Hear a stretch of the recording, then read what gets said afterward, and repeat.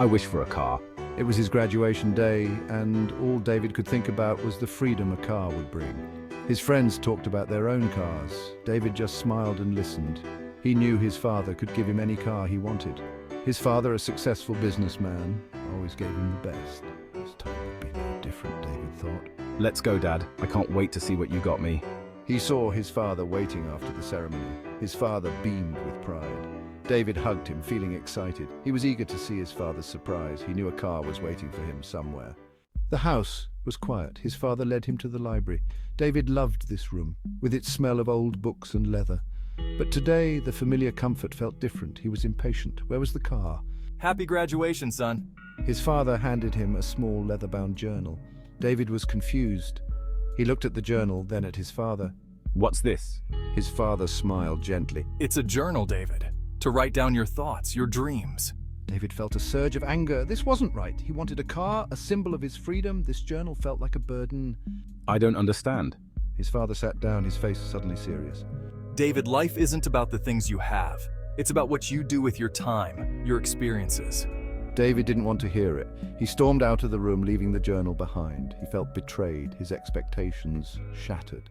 Years passed. David worked hard, driven by his anger and disappointment. He became successful, just like his father. He bought himself a car, a bigger and better car than any of his friends had. It was a symbol of his own success, his independence. He thought of his father often, but the anger remained. He rarely went home. Their phone calls were short, filled with silences. One day he received a call. His father was gone. The house felt colder, emptier. The library, once his favorite room, felt heavy with his father's absence. He went through his father's belongings, each object a reminder of a life unshared.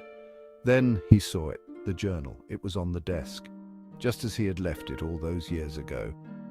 He picked it up, the leather worn smooth with time. Hesitantly, he opened it. The pages were filled with his father's neat handwriting. He began to read, each word a whisper from the past.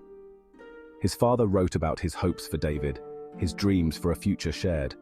He wrote about the importance of experiences, of relationships, of gratitude.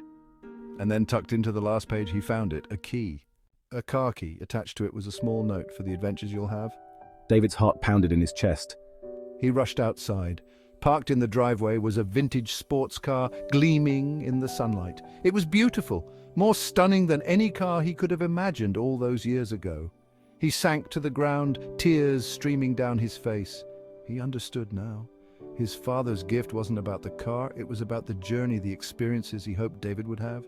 It was about appreciating the present moment, not the material things in life. David finally understood the gift of gratitude. His father's words echoed in his ears. Life isn't about the things you have, it's about what you do with your time. He got in the car, his father's journal on the seat beside him. He was no longer just a young man angry at the world. He was a man who had lost his father but found himself.